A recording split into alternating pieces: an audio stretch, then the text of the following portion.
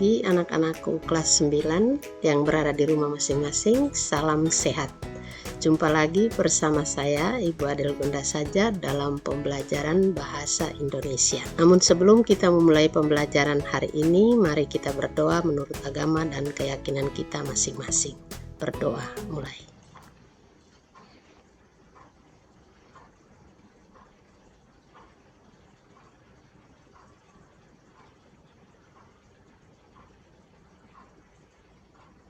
Berdoa selesai. Baik anak-anak, hari ini kita akan belajar tentang menelaah struktur dan ciri kebahasaan teks cerpen. Ada 3 indikator pencapaian kompetensi. Yang pertama, kalian harus membaca teks cerpen. Kedua, menelaah struktur cerpen. Dan yang ketiga, menelaah ciri kebahasaan cerpen. Hari ini kita belajar tentang struktur cerpen, maka tujuan pembelajarannya setelah Anda mengikuti proses pembelajaran ini, kalian diharapkan dapat menelaah struktur cerpen yang dibaca atau didengar dengan tepat. Baik anak-anak, kita mulai dengan pembelajaran. Jadi struktur cerpen. Struktur di sini maksudnya sistematika tulisan dari cerpen, atau tahapan-tahapan atau bagian-bagian yang harus ada dalam sebuah cerita pendek.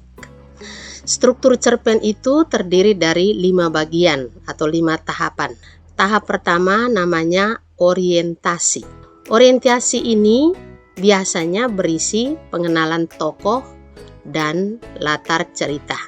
Jadi pada bagian ini pengarang memperkenalkan tokoh dan latar cerita.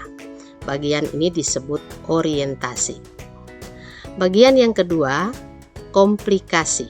Tahap komplikasi ini biasanya ditandai dengan reaksi tokoh dalam cerpen terhadap konflik yang dimulai dari munculnya konflik, peningkatan konflik, hingga konflik memuncak atau klimaks. Jadi pada tahapan komplikasi ini, para tokoh mulai mengalami sebuah persoalan, lalu persoalan atau masalah itu lama-kelamaan meningkat dan akhirnya mencapai puncaknya atau yang disebut dengan klimaks. Bagian berikut adalah evaluasi.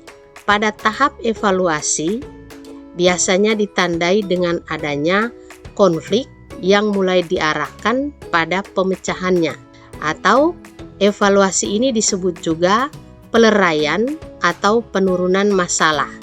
Jadi kalau masalah dalam cerita itu sudah mencapai puncaknya, maka sudah mulai ada penurunan masalah atau penyelesaian sedikit demi sedikit terhadap persoalan yang dialami tokoh. Jadi bagian ini disebut dengan nama evaluasi. Bagian berikutnya adalah resolusi. Tahapan ini atau bagian ini biasanya ditandai dengan upaya pengarang untuk mengungkapkan solusi dari berbagai konflik yang dialami tokoh. Jadi sudah mulai ada penyelesaian terhadap masalah-masalah yang dialami para tokoh dalam cerita. Bagian ini disebut resolusi. Kemudian bagian terakhir dari sebuah cerpen namanya koda atau reorientasi. Koda atau reorientasi berisi pesan atau amanat yang disampaikan pengarang, atau bagian ini bisa berupa komentar akhir terhadap keseluruhan isi cerita.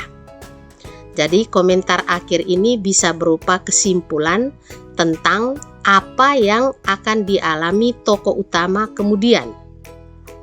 Jadi bagian ini namanya koda atau orientasi.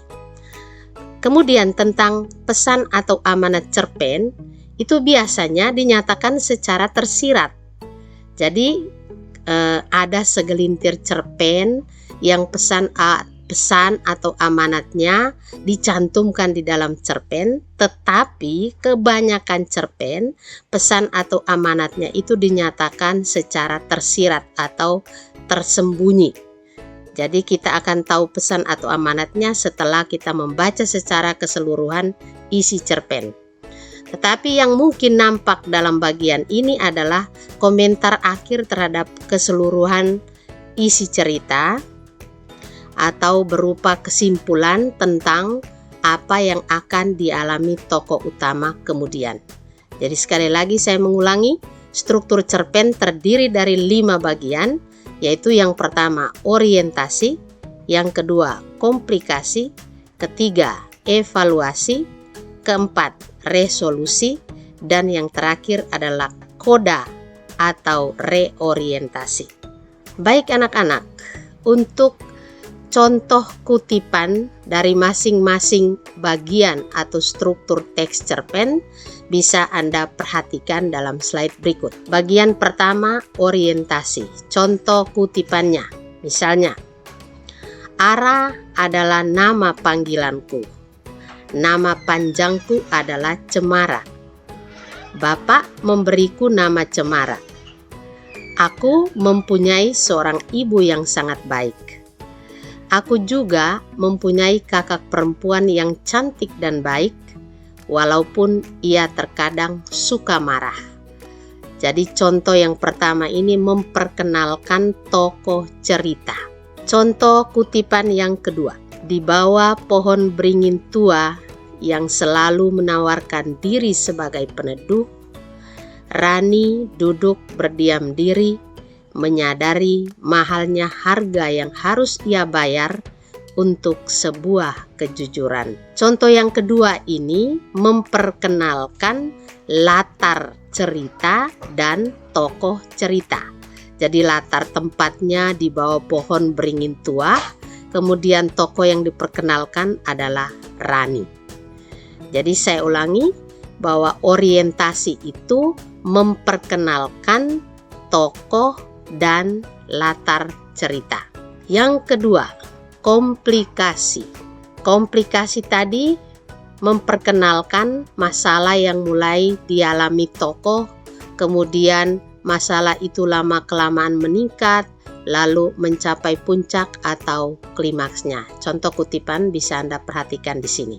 Aku bersyukur karena diberi keluarga yang harmonis dan serba kecukupan. Namun, kondisi menjadi berbalik ketika rekan kerja Bapak mengkhianati Bapak. Seluruh aset perusahaan dan harta pribadi keluarga kami berhasil direbut olehnya. Kondisi ini membuat aku dan keluarga harus pindah ke desa di rumah peninggalan kakek.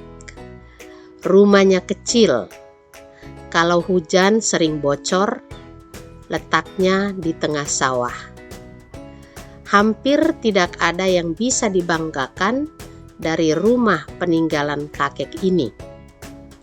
Bukan seorang bapak namanya, kalau putus asa di tengah kondisi ini. Jadi masalah yang dialami tokoh cerita di sini adalah awal mulanya hidup mereka bahagia, harmonis, serba kecukupan, tetapi kondisi menjadi berbalik ketika rekan kerja Bapak mengkhianati Bapak. Jadi seluruh aset perusahaan dan harta pribadi direbut olehnya.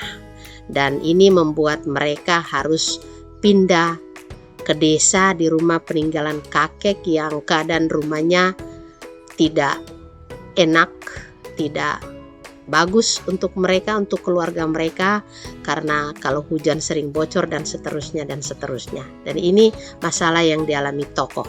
Bagian ini namanya komplikasi. Bagian ketiga, evaluasi. Masalah yang dialami tokoh mulai diarahkan pada pemecahannya.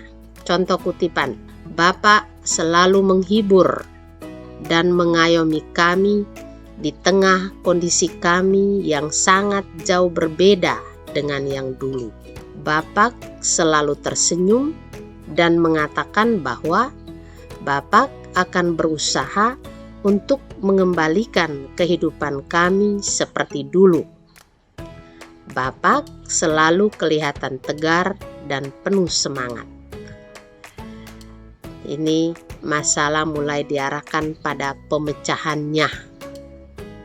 Bagian ini namanya evaluasi atau penurunan masalah atau disebut juga anti klimaks. Jadi tadi masalahnya mereka yang dulu hidupnya harmonis, serba kecukupan, tetapi karena aset perusahaan ayahnya direbut oleh rekan kerjanya, maka mereka harus pindah ke desa dengan kondisi yang memprihatinkan. Tetapi masalah itu mulai diarahkan pada pemecahannya, bahwa ayahnya selalu menghibur dan mengayomi mereka di tengah kondisi mereka yang jauh berbeda dengan yang dulu, dengan cara selalu tersenyum dan mengatakan bahwa ia akan berusaha untuk mengembalikan kehidupan mereka seperti dulu. Jadi ayahnya selalu kelihatan tegar dan penuh semangat. Bagian ini namanya evaluasi.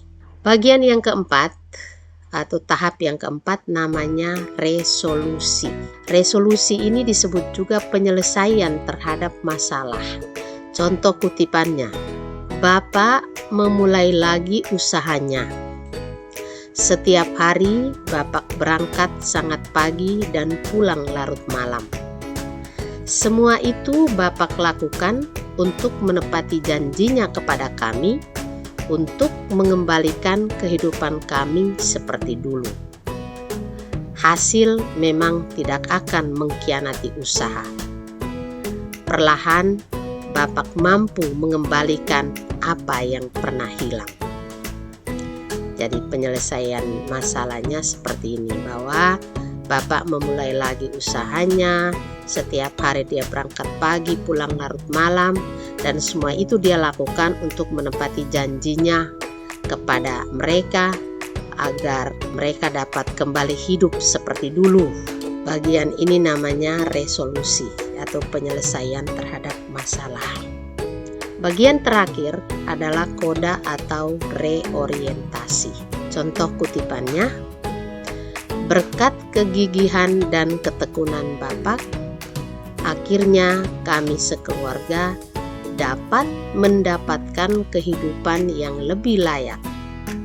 Sebuah kehidupan yang pernah diberikan untuk keluarga kami, direbut oleh orang jahat, dan akhirnya kembali lagi kepada kami. Jadi bagian ini menyimpulkan atau memberikan komentar bahwa tokoh utama mulai mengalami hal baru di kemudian hari, yaitu berupa kehidupan yang lebih layak.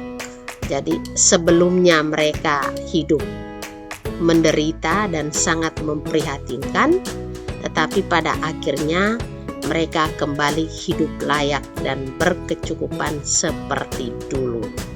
Baik anak-anak, inilah materi pembelajaran kita hari ini tentang struktur teks cerpen. Mari kita simpulkan pembelajaran kita pada hari ini. Struktur teks cerpen terdiri dari 5 bagian. Yang pertama, orientasi. Yang kedua, komplikasi. Yang ketiga, evaluasi. Yang keempat, resolusi. Dan yang kelima adalah koda atau reorientasi. Demikian pembelajaran kita pada hari ini. Ada tugas yang perlu Anda selesaikan. Perhatikan slide berikut. Kerjakan soal latihan menelaah struktur teks cerpen pada Google Forms. Link soalnya ada di deskripsi. Setelah mengerjakan soal, isilah presensi dengan nama sesuai ijazah dan kelas.